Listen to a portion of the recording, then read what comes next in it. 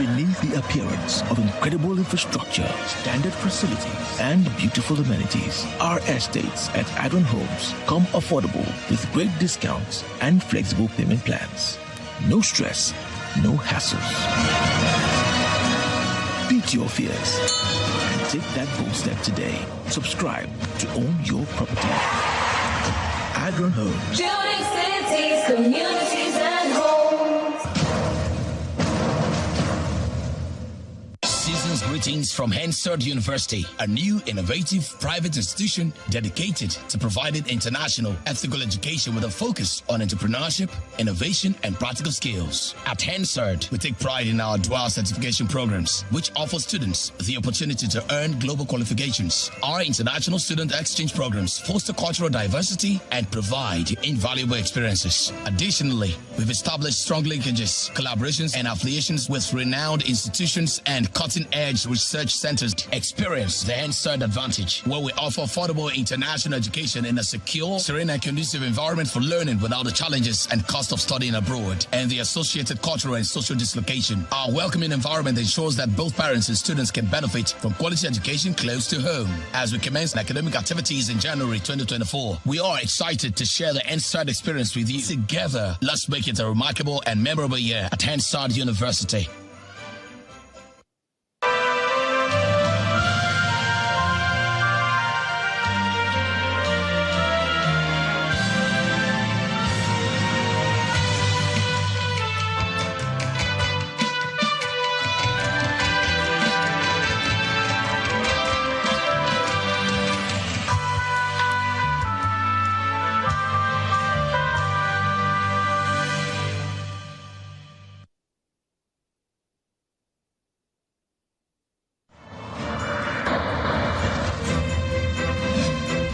From Lagos, the nation's commercial capital, this is the News at 10.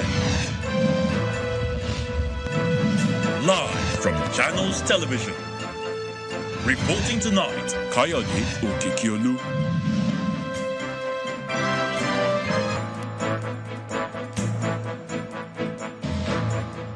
Tonight, the National Assembly passes 2024 appropriation bill, raises budget estimates by 1.2 trillion to 28.7 trillion naira. And that's from 27.5 trillion naira presented by the president. Senate summons the Chief of Army Staff, Chief of Air Staff, as well as the National Security Advisor over the deadly Christmas Eve attacks in Plateau State. House of Representatives mandates committees to investigate incident. Former Deputy Speaker of the House of Representatives, Chibodom Wuche, challenges federal lawmakers to stem the tide of rising insecurity in the country, says the time has come for the establishment of state police. And a day after Russian strikes on some Ukrainian cities killed over 30 people, Ukraine hits targets in southwest Russia, killing 14 people. On sports news, world number one Iga Swiatek off to winning start as Poland beat Brazil 3-0 in the United Cup. And on business news tonight, Nigeria's stock market closed its final trading day of the week in the green with a stellar 45.9% gain for the all-share index in 2023.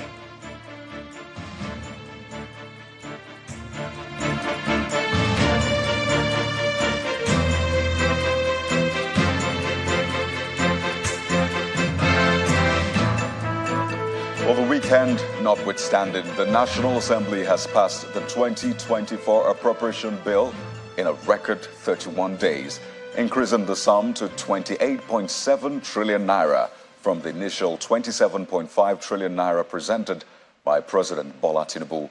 But this followed the lawmakers' consideration of the report by the Committee on Appropriation, which was presented at resumed plenary. The National Assembly also approved an external borrowing plan to the tune of 7.3 trillion naira. Our correspondent, Dele Omoyeni, reports. Less than 48 hours to the end of 2023, federal lawmakers are resuming plenary on a Saturday in their determination to keep their January to December budget cycle. This special session is to receive the reports of the committees on appropriation in the Senate and the House of Representatives. The breakdown of the report shows that 1.74 trillion naira is for statutory transfers, 8.27 trillion naira is for debt servicing, 8.77 trillion naira is for recurrent expenditure, and 9.995 trillion naira is earmarked for capital expenditure. In a committee of the whole, both chambers considered the report of the committees on appropriation and subsequently passed the budgets. Statutory transfers in total as recommended. Total debt service as recommended. While the sum of 9,995,143,298,028 naira only is for contribution to the development fund for capital expenditure.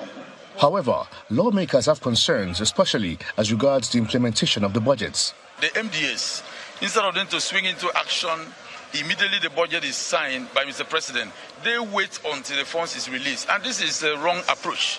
So as a committee, I'm giving kind of advice and instruction to all the MDAs in the country that they shouldn't wait for the funds to be released. Immediately the President signs this budget, which I believe any moment from now is going to be signed. What we expect from them as Committee on Public Procurement is for them to start what we call a procurement plan. The issue of implementation, we had procurement process. That process is a little bit delaying the implementation of the budget. But we had discussion with the Bureau of Public Procurement how to fast-track that process. So I assure you that the implementation will start as soon as possible. But one fantastic thing they did was to adjust the exchange rate with realities that is on the ground from 750 to 800, which now gave us more funds. And those funds were committed to the new project that the President sent in to be able to take care of challenges that need to be dealt with. The National Assembly also increased the estimates submitted by the President by 1.2 trillion naira. The lawmakers also approved an external borrowing plan to the tune of 7.3 trillion naira. Dele Omoyeni, Channels Television News. Meanwhile, the Senate has summoned security chiefs and others over the Christmas Eve killings in Plateau State. Those summoned include the Chief of Army Staff, Lieutenant General Tarid Lagwaja, the Chief of Air Staff, Air Marshal Hassan Abubakar, the Inspector General of Police, Mr. Kayode Gbetokun, the Director General of the National Intelligence Agency, Ambassador Ahmed Abubakar, the Director General of the Department of State Services, Mr. Yusuf Bichi, as well as the National Security Advisor, Mr. Noor Badu. Meanwhile, the House of Representatives has asked its committees on Defense, Army, Air Force, and Legislative Compliance to investigate the Plateau killings. Our National Assembly correspondent, Gloria Mezoke, reports.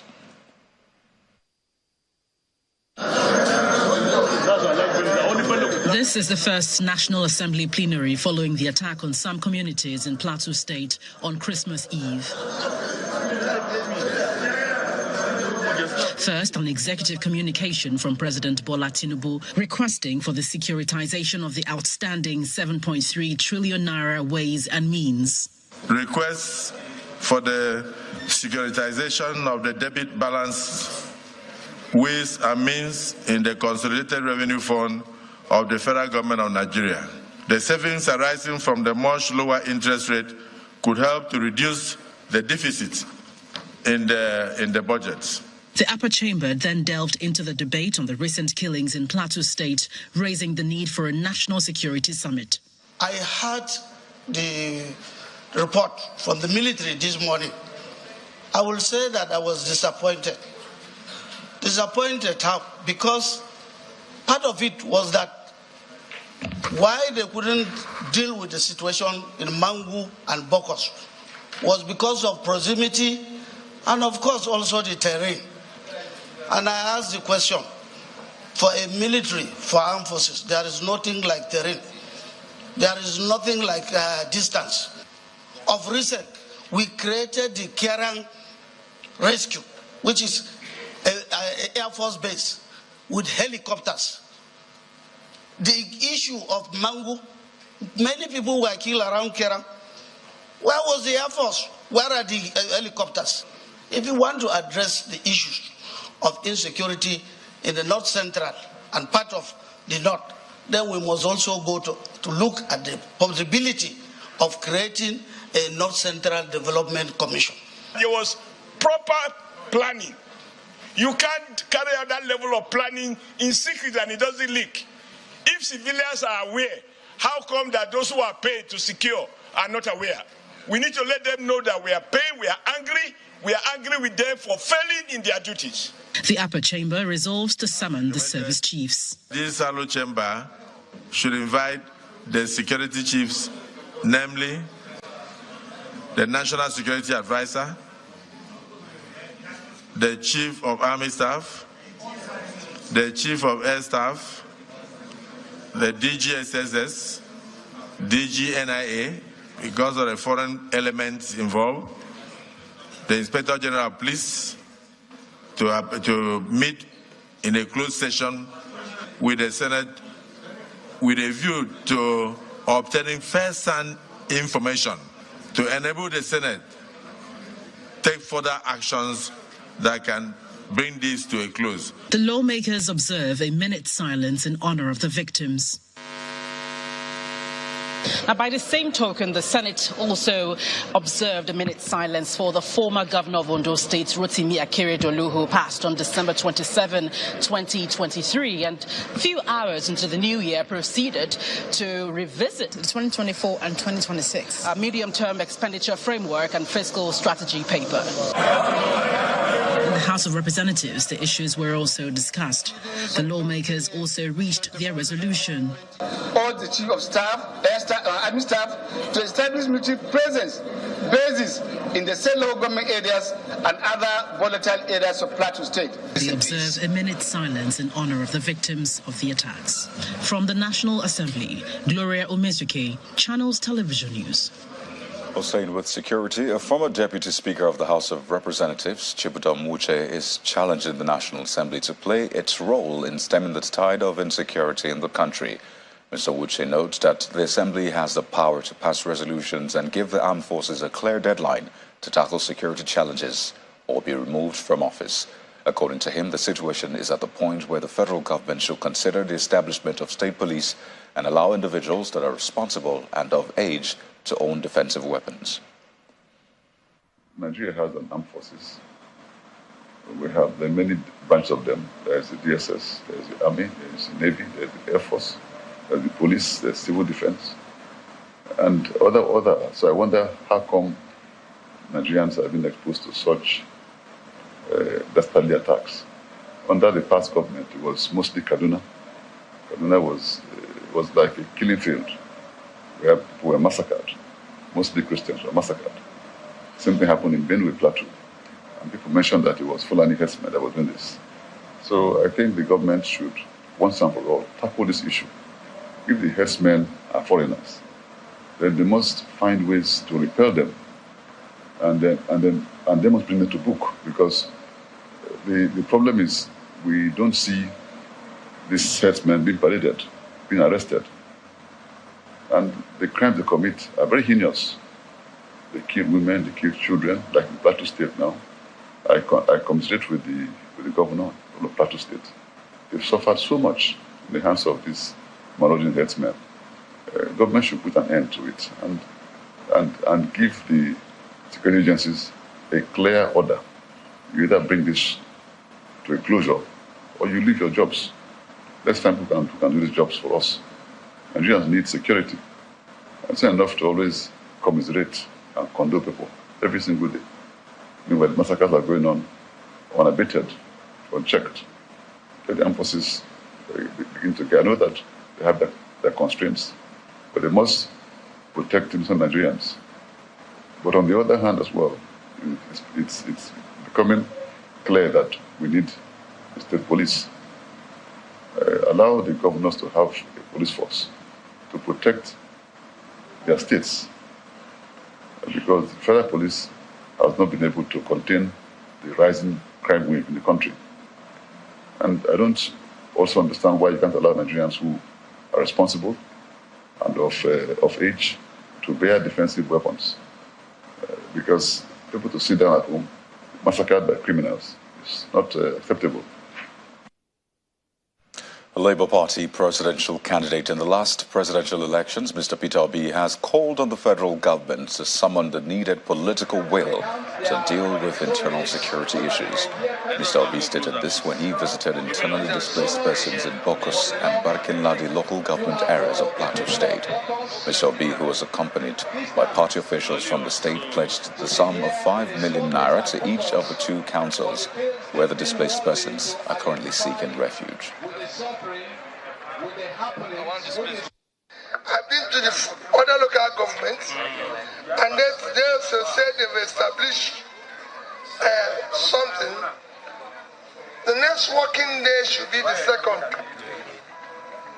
What I'm going to do in my own case is that I have to start my own support while I plead with the other people.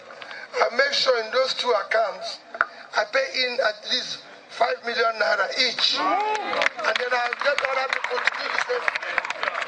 I'll get other people to do similar things so we can come to your aid. There's no other way we can solve this.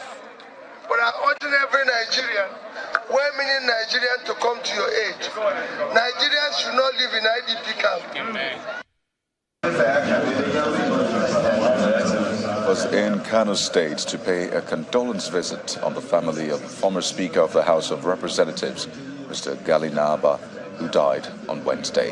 Mr. Obi, who was in company of his running mate in the 2023 election, Mr. Yusuf Dati Ahmed, described the former lawmaker as a humane politician.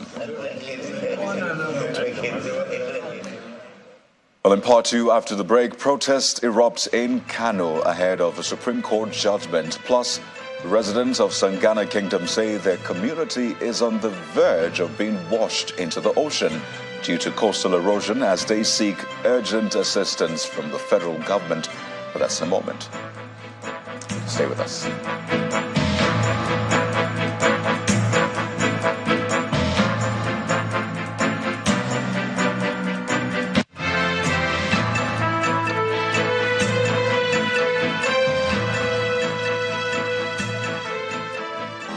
HMO is the professional health partner you need to live a healthier and more fulfilling life. Embrace a life of vitality with affordable health plans tailored to meet your health goals. Our network of over 3,000 accredited hospitals ensure you and your loved ones are always in the best of care. Whether it's general health, maternity, pediatric and geriatric care, we have you covered. Call us today on 0800 Anchor HMO. Choose Anchor HMO International.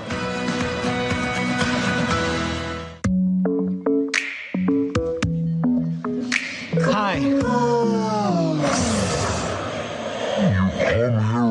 You don't know when you have bacteria breath, and bacteria may be the cause of it. Don't let bacteria breath get all the attention. Use Close-Up with antibacterial zinc. Close-Up helps get rid of bacteria breath.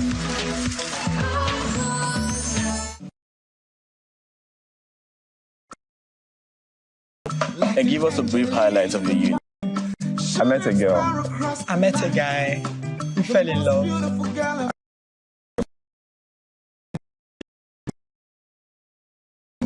No, you don't need to be nervous. I actually thought that was cute. I love you too.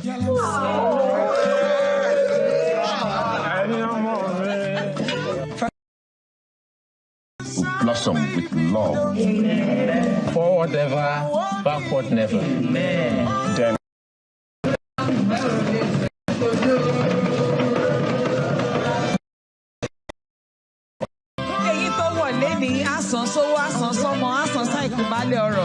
And Richard. I love you, Miss.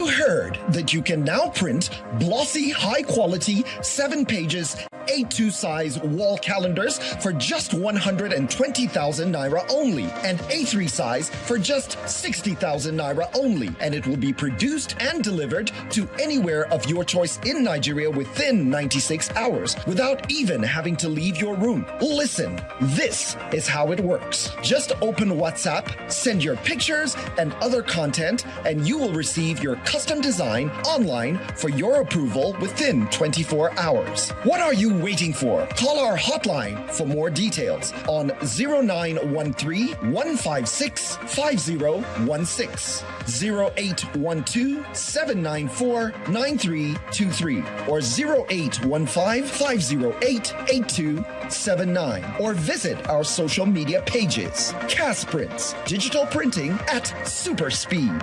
Veleta, it's celebration. Time for family. Time for another get together. Hey, let's celebrate. Veleta moment. A happy moment. Veleta moment. Share the moment with Veleta. It's time for connection. Smiles, laughter, and love. It's time for sharing moments. Hey, let's celebrate. Enjoy every moment with the goodness of Veleta sparkling fruit drink. Available in 75cl and 37.5cl bottles and comes in red grape, white grape, and peach variants. Another product of premium quality from Intercontinental Distillers Limited, ITL. Veleta sparkling fruit drink. Celebrate every moment. Veleta!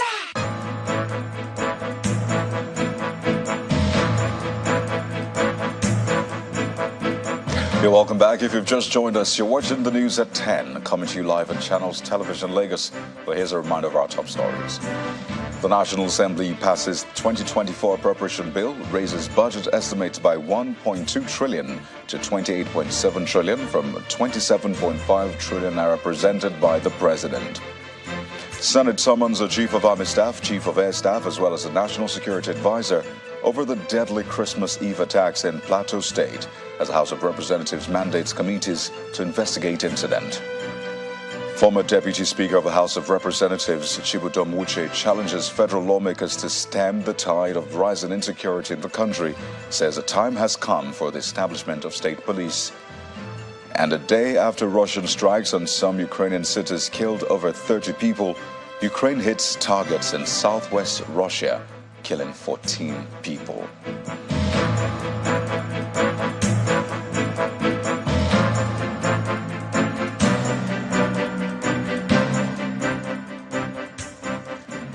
Some persons suspected to be supporters of the New Nigeria People's Party, NNPP, have taken to the streets of Kano to demand that the Supreme Court deliver a judgment that is fair to the people of the state. One vehicle was set ablaze during the protests which took place in Rogo local government area of the state. Our correspondent Sadiq Iliasu reports.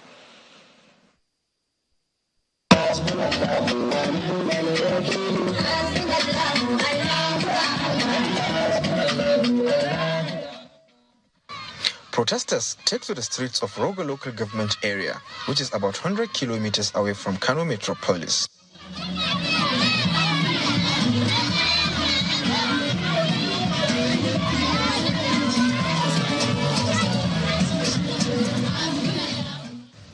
They are demanding for justice ahead of the Supreme Court judgment on the Kano governorship election.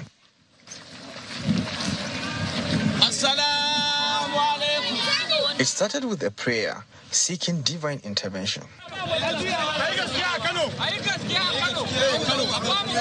Armed with placards bearing several inscriptions, the protesters take to the street. To tell the world at large that we need justice, especially for this case that is at Supreme Court. We need justice. We voted for Abba, and we want Abba to rule this state as the governor elected. So therefore, we are calling for the chief of this country, Mr. Ahmed Bola Tinubu, for him to stay firmly to make sure justice is assured in Supreme Court. That's what we are calling. We are doing all this because we want Nigeria to be referred as an icon of justice today, tomorrow, and next tomorrow. Number one, that the unfolding event regarding the legal battle on Kano State governorship election left many people in doubt on the impartiality and neutrality of judiciary. This is because even before the Court of Tribunal,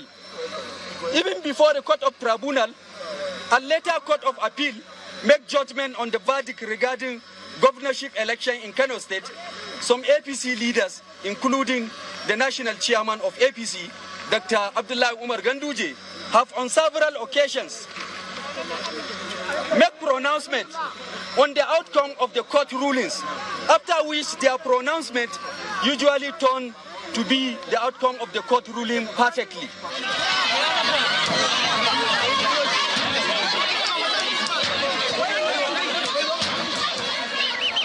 The protest soon snowballed into chaos as this vehicle is set ablaze.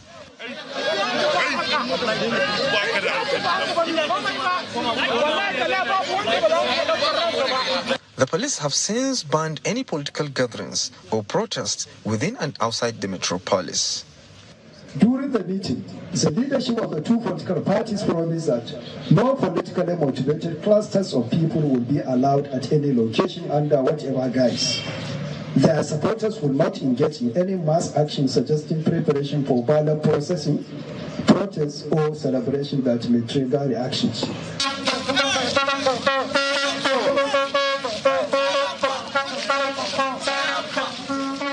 The Supreme Court has reserved judgment in the appeal filed by Governor Abba Yusuf of the New Nigeria People's Party, NNPP, seeking to affirm his election as Kano State Governor.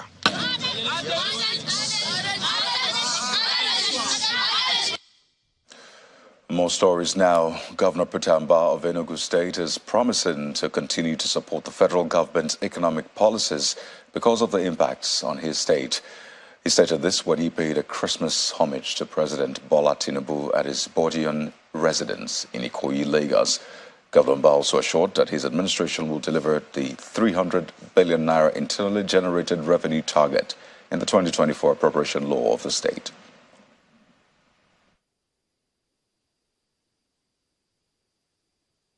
The FX harmonization, the unification of the FX, and the removal of the fuel subsidy, they have essentially meant that a number of foreign direct investments are flowing towards our direction, particularly in Enugu State. Enugu, it's a consequential state.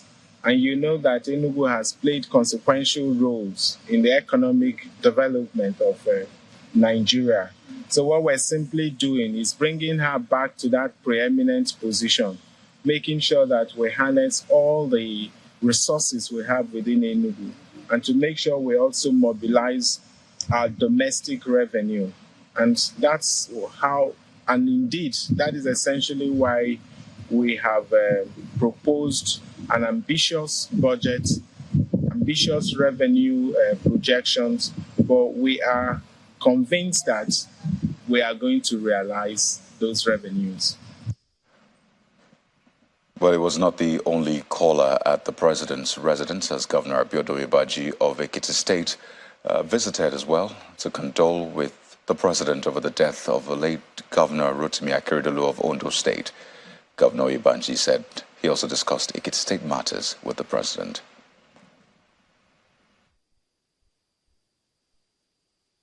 Death is inevitable, and I extend my condolences to the family of late Governor Akeredolu and Alhaji Naba. And we just left the wife this afternoon by Ibadan, the Southwest governors, to also condole with the family. It's so unfortunate, it's painful, but it's an inevitable event. So we can only pray for the repose of his soul. And then just to encourage that we continue to live with the legacy left behind. Legacy of forthrightness, of fairness, of courage, of commitment to humanity. He was a great man. Well, we've been in office for 1 year and few months. And the Ekiti State people, they are in for a good time. And I believe that the taste of the pudding is in the eating. They are happy with us, and they should expect more performance than what we have done.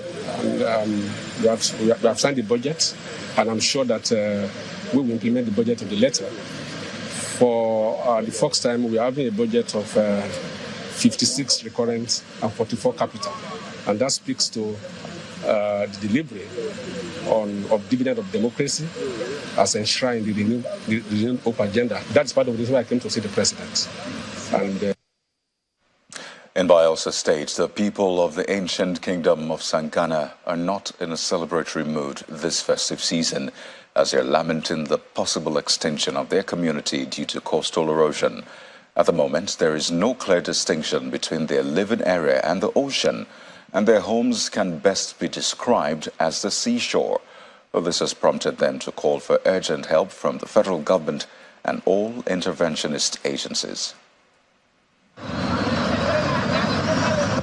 This is a journey of over 2 hours on speedboat as we head to the ancient kingdom of Sangana in Brass local government area of Bayelsa State. Sangana Kingdom is made up of several communities with a distinguishable landmass, but due to the intense coastal erosion that they experience, the communities are now merged and slowly washing away. Sangana is also an oil-producing community that plays host to over 7 producing companies, and their main occupation is fishing due to the abundance of water, but the water is now the enemy. This is my house. I built the house 2011. As I built the house, water just away from my house. But now the water come and carry my house, cut it out. They are gradually becoming homeless in their own homeland. Now, right now, me and my children, even my mother's children, we not get where to sleep. We not get where to stay. Nowhere to stay. Sometimes we will go stay for schoolhouses. Inside schoolhouses, when they want to do school, then go come pursue us, we go come out. These barricades show the several attempts by the people of the area to protect their land, but the ocean keeps eroding the land as no makeshift barricade can withstand its intensity. We call on every meaningful government agencies to come to help us, because here what we are seeing in the next possible 10 to 15 years, there will be no Sangana. And that will speak a very negative impact. Knowing our economic contributions, you can see the economic trees. An indigene of Sangana, Uro Omekumo, takes us through memory lane on the previous efforts made to ward off the coastal erosion. In 1991, Ham Dredging was given a contract by the Flood and Erosion Department, federal government, to embark to execute a job of erosion control. It didn't last because the technology failed. In 2009, another job was awarded by a federal government interventionary agency, NDDC, to Zome Marine and Logistics. We followed it up very well. The technology applied to our own judgment is good to the environment. The technology is working, is withstanding the erosion, but it has been abandoned. That is our challenge. According to the Sangana women leader, 2/3 of the community has already been eroded. The buildings, the roads, the vegetation, even our vegetation, the coconut trees, the mango trees, the orange trees, and even the palm tree, which we use in making oil, has been flushed away by this same water.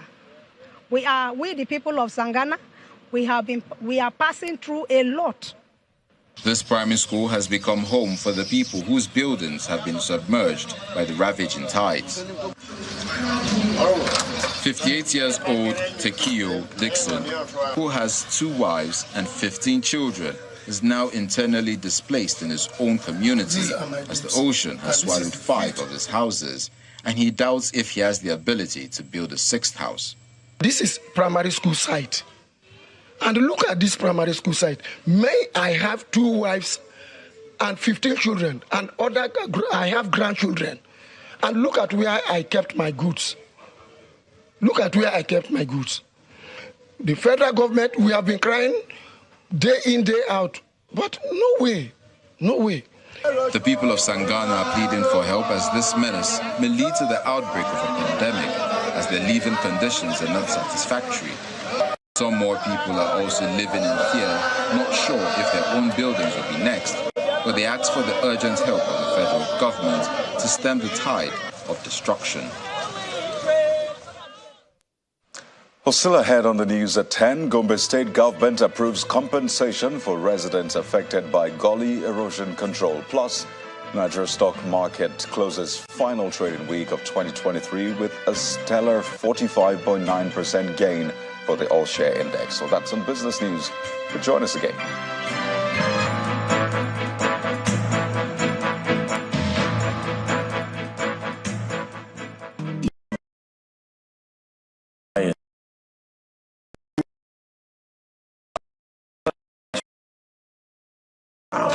Come only in the bedroom. You're welcome, sir. What is there? I see you know the way. You will be fruitful. And I pray that your home will be blessed. Amen.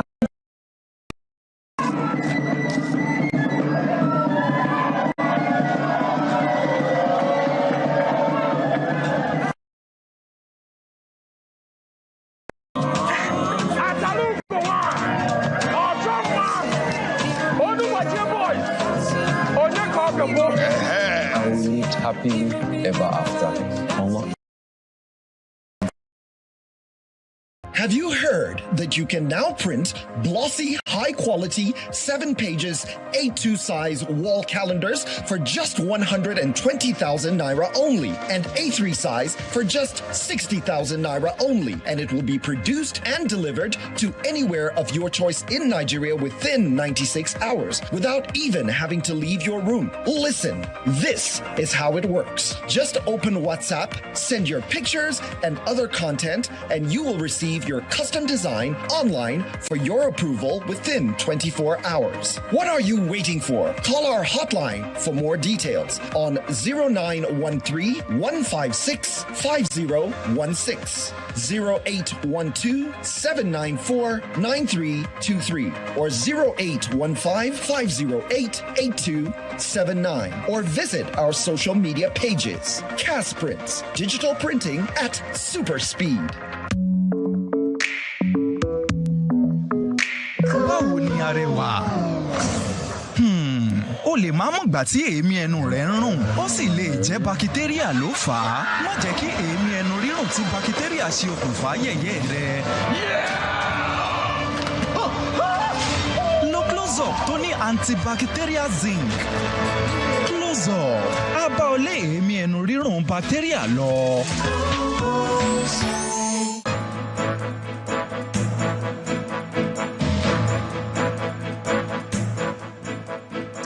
The Gombe State Executive Council has approved the payment of 389 million naira as compensation for residents to be affected by the Gully Erosion Control Project at the Federal College of Education Technical and its surrounding communities. The State Commissioner for Finance, Mr. Mohammed Magaji, stated this at the end of the council meeting in the state. Mr. Magaji explains that the payment, which will commence immediately, will be for individuals and organizations along the Gully erosion site. His Excellency Governor Inuwa Yahaya presides over the state's 35th Executive Council meeting. Several issues were considered and approved by the council, including the completion of 5 mega schools and the approval of compensation for those affected by gully erosion in some parts of the state. In Doma, we have seen the upgrade of their hostels, which was hitherto not there. We have seen construction of over 30 to 40 toilets, bathrooms, upgrade of their solar system street lights, which were not there before.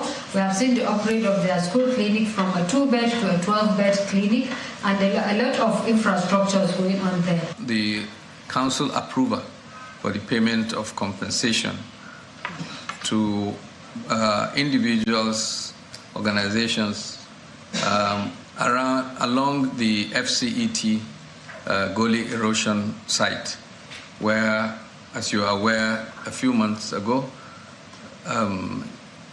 there was a contract of over 12 billion naira, which was approved. And of course, it's been undertaken by the government in collaboration with ACRISAL to ensure that we are able to recover and reduce the erosion that is happening around that axis from the FCET down into the town and outside Gombe. After the council meeting, Governor Yahaya hands official cars to members of his cabinet. Everybody knows that with the trend that's around the whole world, inflation and depreciation of the value of the naira and so many things around the economy. But there's need for us to be prudent in whatever we do.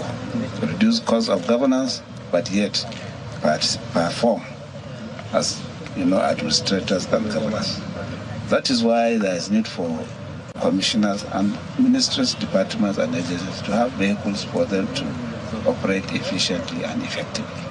The state government is promising to continue to create and execute programs and projects in line with its 2024 budget of continuity and consolidation. And staying with governance at the subnational level, Governor Godwin Obaseki of Edo State says his administration has raked in huge investment over the last 7 years, has assigned 6 executive orders on investments to further improve the business climate in the state. Notable among the orders is a tax waiver for small-scale businesses whose owners earn below the minimum wage in the state. While signing the executive orders at the Government House, Governor Obaseki explained that all agencies in the investment sector will make their transactions open to the public to ensure transparency and accountability. We're very keen on supporting small and medium-sized businesses, and we're also very conscious of the fact that we don't want to overburden them with tax while they are still in their nascent stage of development. And so the adoption of the preemptive income tax regime for small businesses in Edo State now ensures that except you are earning above the minimum wage as a proprietor or an entrepreneur, you will not be liable to tax. When you begin to make money, then we expect that you meet your obligations.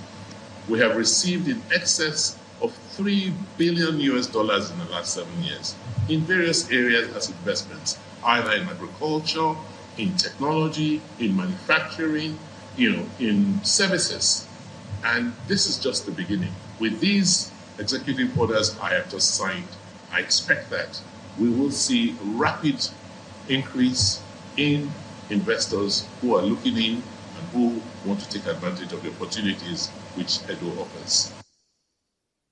Meanwhile, Governor Sheriff Fobuwa Wari of Delta State has given a stern warning to civil servants to strictly adhere to accountability and fiscal discipline, especially when it comes to the issuance of certificate of payments to contractors.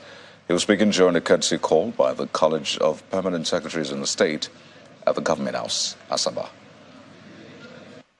Talk with your directors in issuing certificates to contractors.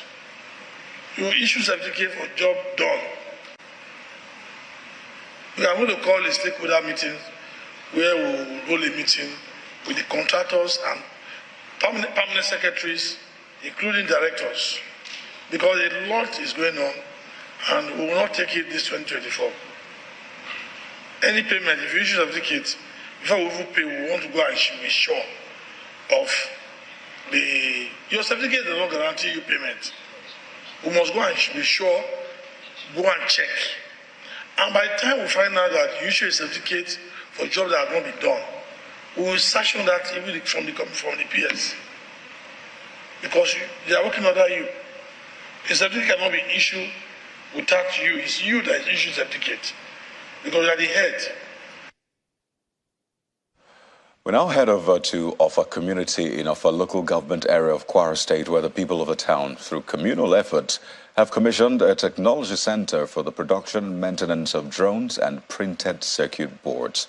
While commissioning the project, which took 7 months to complete, the Olofa of Offa explains that the project will further enhance the economic well-being of the people, especially the youths. Embarking on communal project is top on the list of initiatives the people of Offa community consider priority for development. And I believe this is why the community is the second largest city in Kwara State after Ilorin, the state capital. I have commissioned this project for the use of mankind, people in Offa, Anambra, and Nigeria at large. This time, the people are commissioning the One Eye Hub, Kwara Technology Center worth over 1 million naira. The facility is dedicated to use on drone design, assemblage, manufacturing, repairs and maintenance, as well as production of printed circuit boards. It is worthwhile to ascertain that the calendar year has witnessed a lot more developmental strides for OFA than the past years, and our community can now boast of world-class facility and structure that has captured OFA as a fast rising hub of economic development. This stands as the core place for us to develop what is called OFA Smart City. The Smart City concept it's a concept whereby we want to have the ICT literacy level of the youth to be at least 80% in the next 5 years. The initiative is also expected to foster collaboration, drive research, and inspire a new wave of technological growth in the region. We've always known that we need to equip ourselves, particularly our youth, with digital skills to enable us navigate to this world, which has become borderless. In other words, from OFA, business with the rest of the world virtually without stepping outside of this country. Beneficiaries are full of appreciation for the gesture. If we dive into this PCB design and fabrication that is not well known in Nigeria, we can be able to have the opportunity to be a standalone man and also be able to provide for our community as a whole. The Commissioner for Health, who is representing the state governor, urges the people to partner with relevant stakeholders for sustenance of the project. Partnerships help us achieve more. So I would like to appeal that the growth will start with OFA, but it will extend beyond OFA. All our successes have always extended beyond OFA, and this will be no exception. High point of the event is the foundation laying of another project, the OFA Sports Complex, which is expected to be completed and commissioned next year. And tourists are adding their voice to the call for improved security and infrastructure to promote Nigeria's tourism potential as a non-oil revenue source. A group of bikers and stunt drivers from across the country, led by the son of former President Shehu Shagari, Mr. Musa Shehu Shagari, shared their concerns during the 11th edition of the Idoma Carnival in Otukpo, Benue State. Life is gradually returning to the ancient city of Otukpo after the deadly bank robbery that claimed the lives of 10 persons, including the divisional police officer. Otukpo, the headquarters of Idoma natives, is alive for the 11th edition of the Idoma International Carnival. Tourists across the country are attending the carnival, which is featuring several activities, including bike riding and car stunts.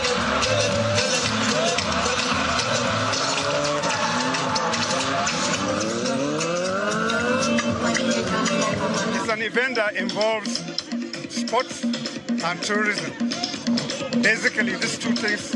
And then also, culturally, we get to mix up with people from different parts of Nigeria, different cultures. And we want the world to know that something like this is happening in Otukpo ground, or the kingdom of the Idoma people.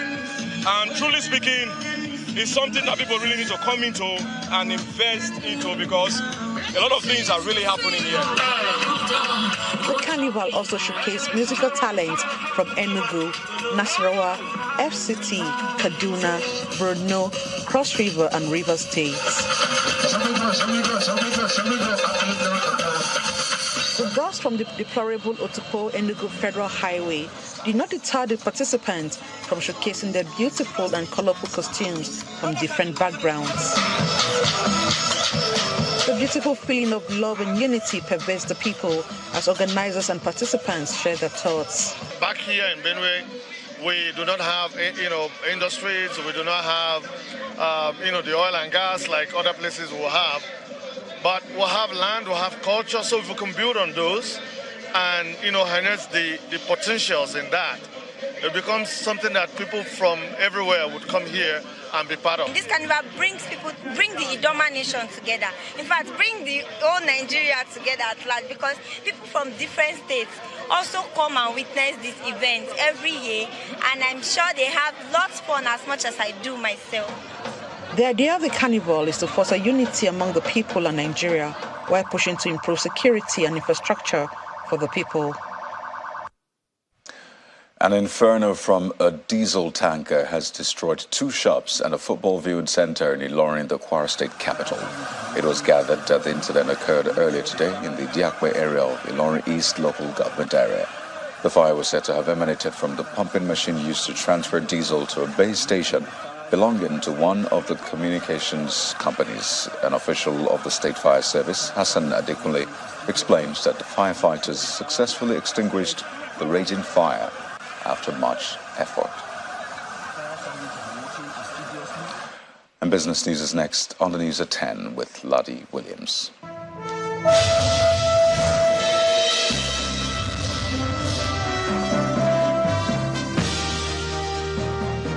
Thanks, Kayode. In business news, the local bourse ended the last trading week of 2023 in the green, up 1.01%, and the market cap at 40.91 trillion, which was hit for the first time ever this year. Trading activity for the week was lower compared to last week, with volume at 1.18 billion, while value was at 31.42 billion naira. We see deals traded with 23,969. To sectoral performance now. So the banking counter was up 1.08%.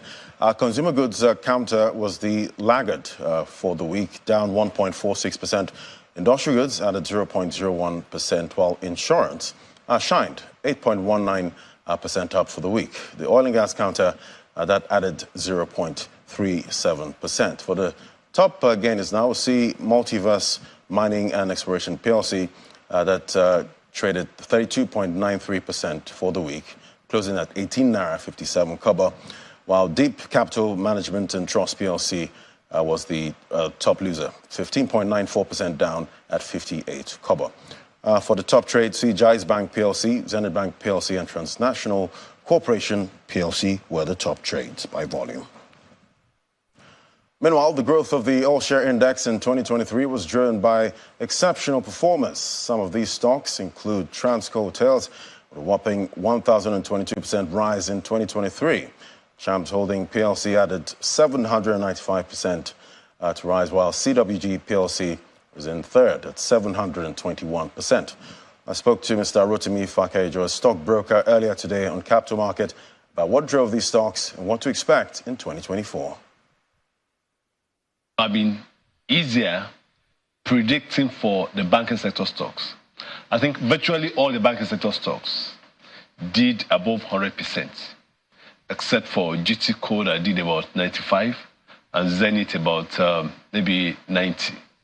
All the other ones did well above 100%. So for them, it would have been quite well predicted. But for the likes of MRS, Charms, Transcorp Hotel, it could have been very, very tough. But I think with what we have seen right now, it seems very much that no stock can actually be underrated in the market because they all can pull their weight. So, but for 2024, we put this behind us now. We're starting afresh in January 2nd. I believe strongly that investors are yet to see the best at the market. Now to investment attraction. Data from the National Bureau of Statistics shows Nigeria's capital importation dipped by 43.55% to $654.65 million in the third quarter of 2023, compared to the same review period in 2022. NBS noted that other investments ranked top, accounting for 77.56% of total capital importation in the third quarter of 2023, followed by portfolio investment with 13.31% and foreign direct investment with 9.13%. According to the data, Lagos State remained the top destination in the third quarter of 2023 with $308 million, accounting for 47.18% of total capital importation, followed by Abuja with $194.66 billion at 29.73%, and Abia State with $150 million attracted To capital importation by select banks, Stanbic IBTC Bank PLC received the highest capital importation into Nigeria in the third quarter of 2023. And to more data now, this time from the CBN third quarter economic report, which shows the federal government of Nigeria grew its non-oil revenue by 67% to approximately 4 trillion naira quarter on quarter. The report noted that revenue increased to 4.79 trillion from the prior quarter because of higher non-oil receipts, but fell below the budget benchmark by 9.5%. The Federation account receipts exceeded the level in the second quarter of 2023 by 50%, was below the benchmark by 9.5%. It's worth noting that during the Federal Account Allocation Committee retreat in November, Mr. Wale Edu, who serves as the Minister of Finance and Coordination Minister of the Economy, disclosed that the elimination of fuel subsidy resulted in an increase in the monthly Federation revenue to an average of 1 trillion naira over the past year. And that's it on Business News. It's back to Kaide with the rest of the news at 10.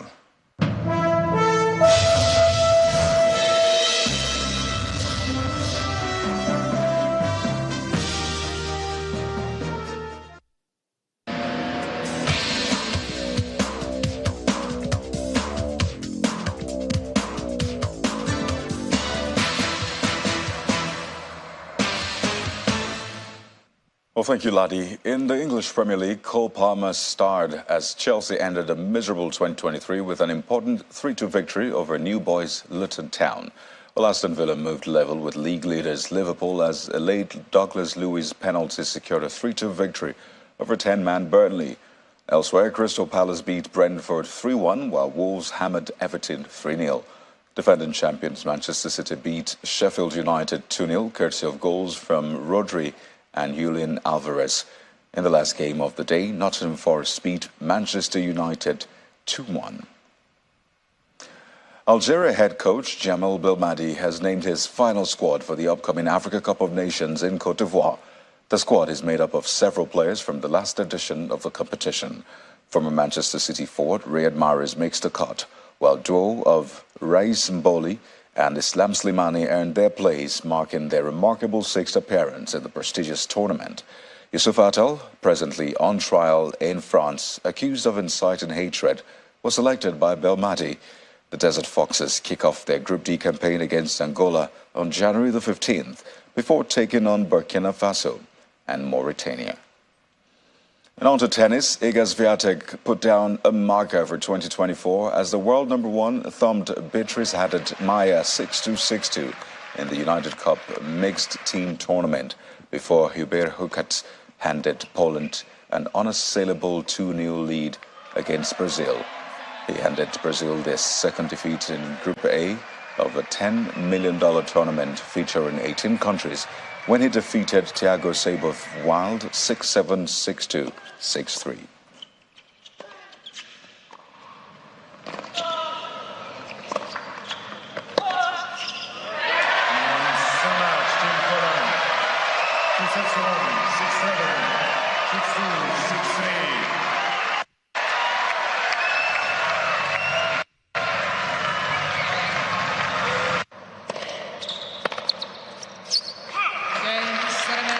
The Netherlands also won their opening match in the United Cup Mixed Team Tournament. The Netherlands beat Norway 2-1 in Sydney as captain Wesley Kulloff and Demi Schoos defeated Casper Ruud and Ulrike Ekeri 7-6, 7-5 in the mixed doubles decider.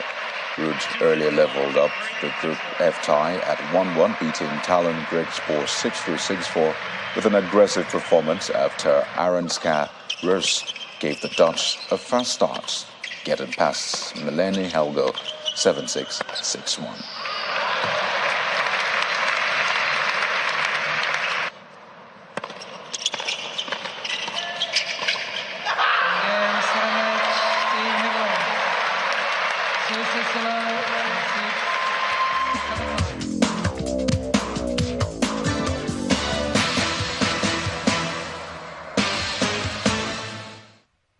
Well, in what appears to be a response to yesterday's Russian strikes on some Ukrainian cities, which reportedly killed over 30 people, Ukraine has carried out a series of deadly strikes on targets in southwest Russia over the past 24 hours, according to Russian officials.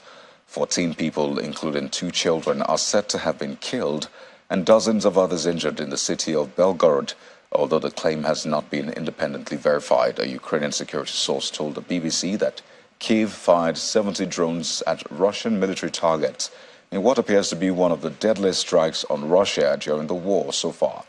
The source, however, blamed Russian Air Force and defense for fragments falling on Belgorod. Members of the UN Security Council have issued sharp criticism against Russia for launching massive missile and drone attacks against Ukraine. The strikes across Ukraine on Friday killed 31 civilians and wounded more than 160 others. Thank you, in the biggest Mr. aerial President. attacks since the war began in February last year. Kyiv and its supporters had called for an urgent meeting of the 15-member body to address the strikes. Britain's ambassador to the UN, Barbara Woodward, blamed Russia's actions as the sole cause of the tragedy in Ukraine. And the main news again. The National Assembly today passed the 2024 appropriation bill after raising the budget estimates by 1.2 trillion naira to 28.7 trillion from 27.5 trillion presented to the Joint Assembly of the Lawmakers by the President last month.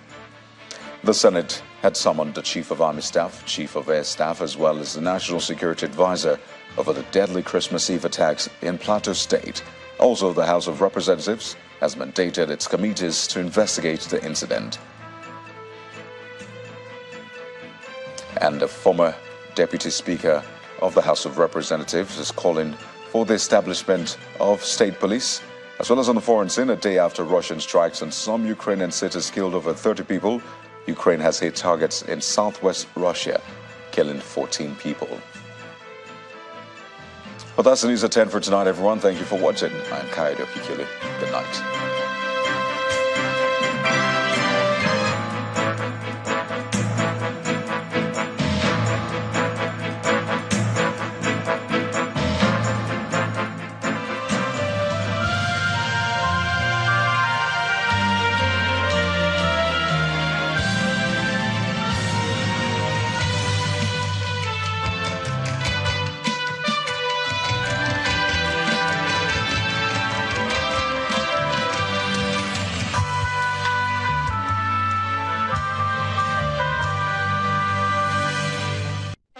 On this final edition of Dateline Abuja for 2023, we bring you a recap of some of the major interviews we had during the year, looking at some of the critical issues we had this very important year.